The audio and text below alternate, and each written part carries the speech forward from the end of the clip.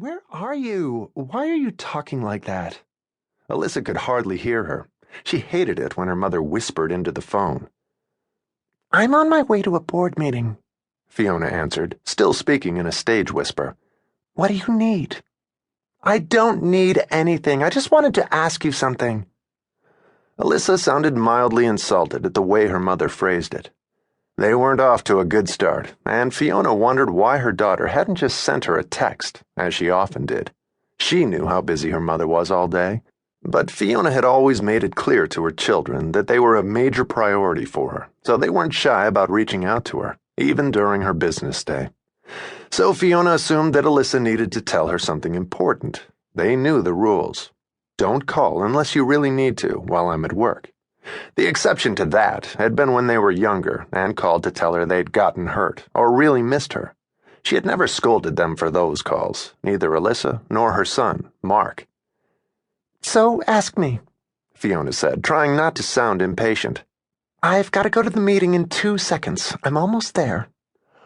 I need a favor. It better be a good one, Fiona thought, given the timing, the edge in her voice, and the introduction. What favor? Can I borrow your black Givenchy skirt with the slit up the side? I have a big date this Saturday night. She said it as though it were a crisis, and to her, it was. You called me for that? It couldn't wait till tonight? Now she was annoyed. I haven't even worn it yet. She rarely got to wear anything first. Alyssa either borrowed it or it vanished forever and became only a dim memory in her closet. It was happening more and more often. They were the same size, and Alyssa was starting to like more sophisticated clothes. I'm not going to wear it to a track meet. I'll give it back to you on Sunday. Which year? Alyssa's notion on the timing of returns was a little vague. Fiona was going to argue the point with her, but she didn't have time. All right, fine. We can talk about it tonight when I get home. I needed to know, otherwise I have to go shopping. I have nothing to wear. That was too long a conversation to get into now. Fine, take it. Talk to you tonight. No, Mom, wait. I have to talk to you about my econ paper. It's due Monday, and the professor hated my topic.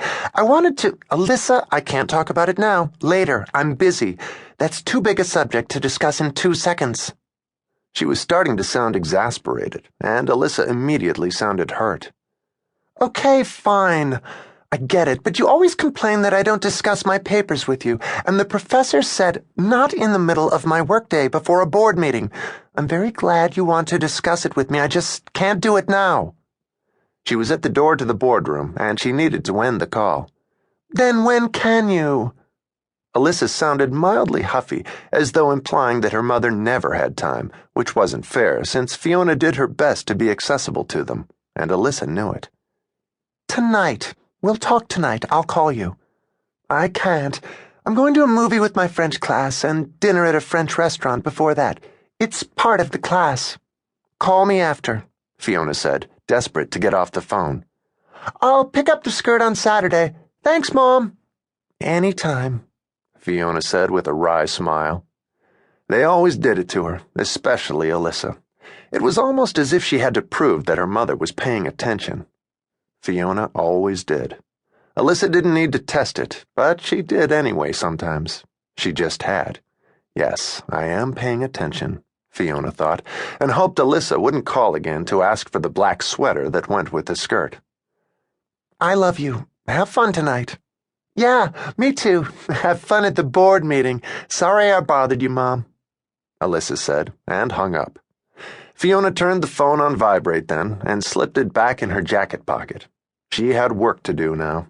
No more Lend-Lease program calls for the latest brand-new, as-yet unworn skirt. But this was real life in the life of a modern-day CEO and single mother. She adjusted her face to a serious expression and walked into the boardroom of NTA, National Technology Advancement, and smiled at the board members gathered around the long oval table, waiting for the others to arrive. There were 10 members on the board, 8 men and 2 women, most of them heads of other corporations, many of them smaller and some of equal size. Half of the group was already gathered, and they had been waiting for Fiona, the chairman of the board.